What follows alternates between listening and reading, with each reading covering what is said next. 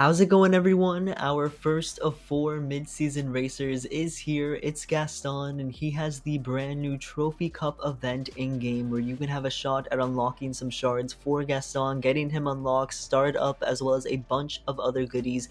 And in today's video, I'm going to go over all the tips and tricks, all the shortcuts you need to know in order to secure your spot in the top 10%. If we take a look right here, you can see I'm currently sitting very comfortably in the top 10%, 189th on the leaderboard with a time of 1 minute and 38 seconds, and there are some really good rewards in the top 10%. 25 Gaston shards is of course the main event, but you get some upgrade parts, universal box credits, multiplayer coins, crew member shards, and some really sweet cosmetics for Gaston as well. That racing suit expression of ego looks really sweet if I do say so myself.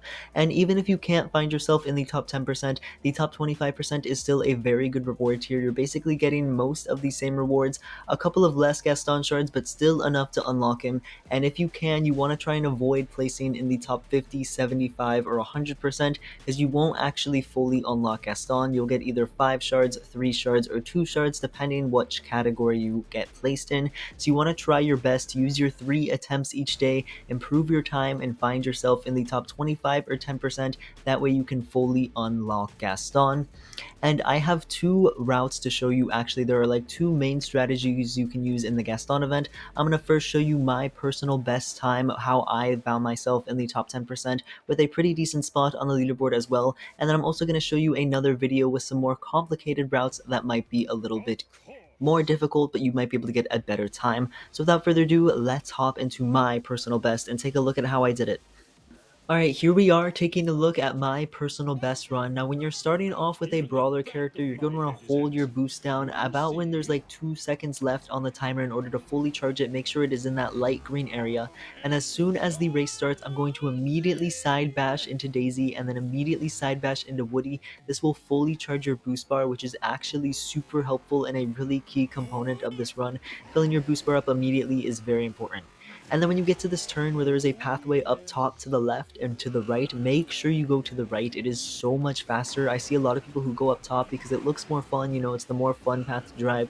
You get to go up, but it's slower. It is much better to take that path on the right and start chaining those drifts, guys. I'm telling you, learn how to drift chain. Gaston is a brawler with a low boost stat, which means he does not have a reliable way to charge his boost bar, so you're going to have to drift a lot because you can't really rely on stunning opponents in this race. And then when you get Gaston's ability, as you can see, anytime you use it, you're not going to be hitting people with it really because you should be ahead of the AI, but you will gain a pretty nice speed boost like I did just there. I prefer to charge it down, but I don't think it really matters which one you do. I guess normal activation might be better, I'm not sure. Then when you get to this part, make sure you drop down off the top here so you can hit the boost pad. That is key. You're going to want to be making sure you hit that boost pad, drop off the top path. You want to start on it so that way you can hug the inside turn and then immediately drop off it.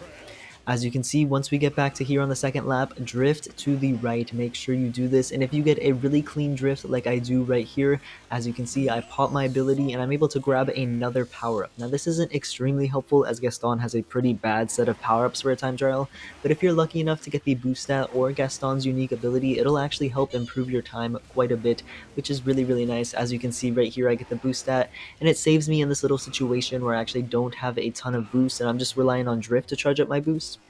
It's really helpful there. Another power-up you can grab is by jumping over that ledge. It's super helpful. Just another nice power-up you can grab. It doesn't slow you down too much, so I'd say that it is worth it. Then I do the aerial stunt, head up the top path, switch to the red road, drift around the corner, and then immediately drop down so I can grab that boost pad right there. You don't want to miss it.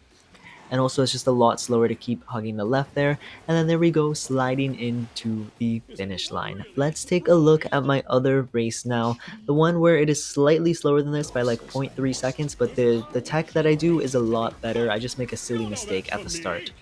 Alright, here we are. Just like the other race, what you want to do is get your full boost bar off the start and then immediately side bash someone. That was my biggest mistake. I waited like a full entire second and then I messed up my drift immediately at the start, and that's why this run wasn't faster ultimately. I definitely lost at least 0.4 seconds from that. But as you can see, our first major chain in this race is that I'm going to the left. The left is actually faster at this little rose part, and I did not do that at my personal best run just because it feels a little uncomfortable for me. But if you practice going to the left, trust me, it's faster. That way you'll hug the left a little bit better. And the next little change we have is instead of jumping to get this power up, basically if you hug the wall, you can still grab the power up and you won't lose any momentum because you're not jumping, you're still boosting on the ground. I actually mess up this little ramp trick here, but you'll see me do it successfully in the second lap.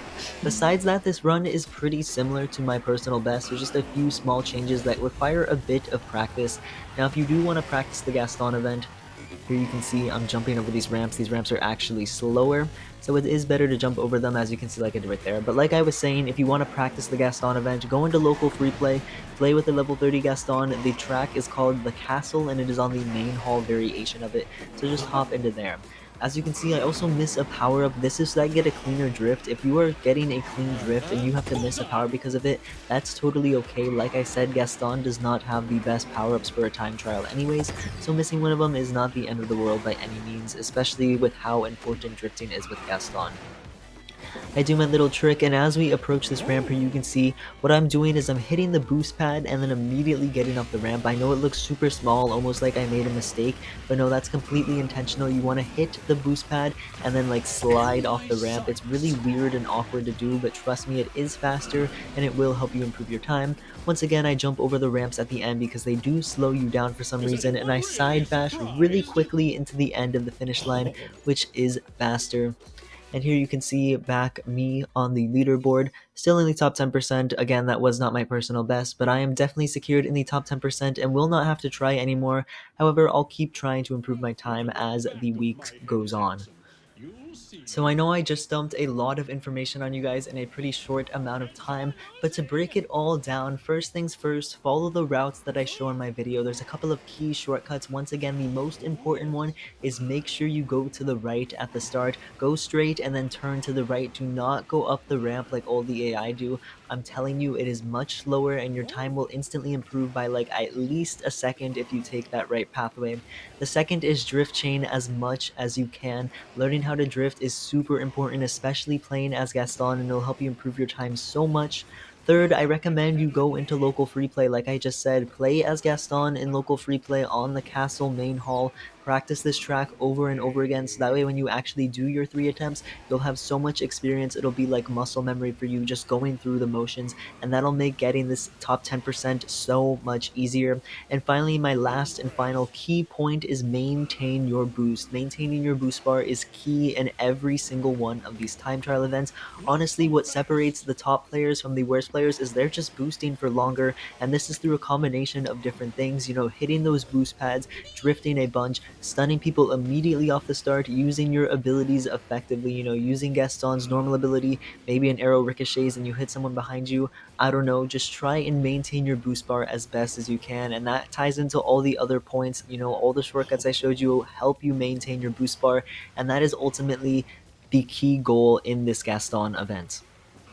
That's all I have for you guys today, though. I hope this helps. Let me know if you have any questions. Let me know, are you sitting in the top 10%? How are your Gaston's runs going? I'm curious to hear in the comments below. But thank you guys so much for watching. I hope you enjoyed, and I'll see you all in the next video. Peace out.